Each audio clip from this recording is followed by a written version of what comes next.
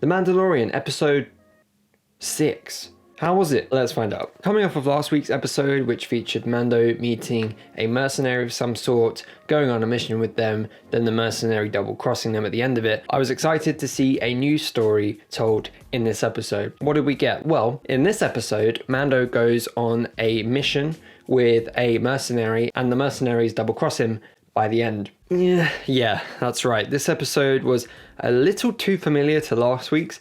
It pretty much followed the exact same beats throughout the entire episode.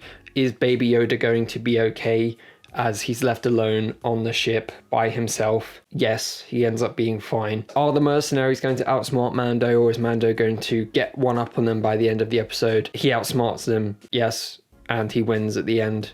Yes, quite efficiently actually. It's pretty much the same episode as last week.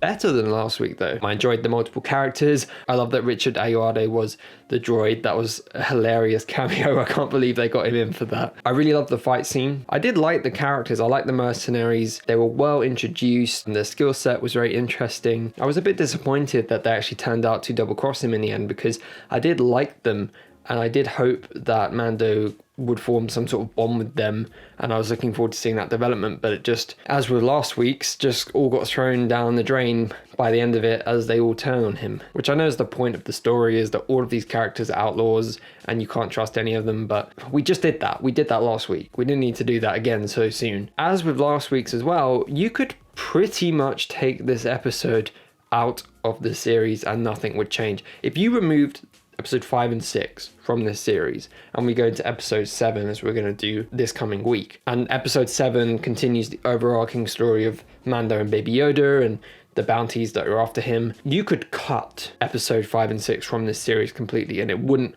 make a difference in terms of character development. Mando spends this episode again not bonding with Baby Yoda, not developing with him, not connecting with him on any level, trying to understand his history. So it's a strange direction. As we lead into episode 7 and then ultimately episode 8 being the last episode, I hope that we really are going to reach some sort of cohesive conclusion to the story that's been told, and that everything we've seen and have heard about and have learned about in this story comes back into play somehow, because the stories are all feeling so disconnected each episode right now that while I am enjoying each episode, I'm finding it hard to care about wanting to see the next one. There's no cliffhanger, there's no bit of information left to grasp at. The setup with Baby Yoda was great and I was interested to see where they took that and where Mando was going to take his character and where the back lore of Yoda and the Jedi and everything like that was going to go. But that hasn't been touched on at all. If they bring it back in episode 7 and 8, that would be great. I hope they do. But for now, the series seems to not have any real direction. It's like literally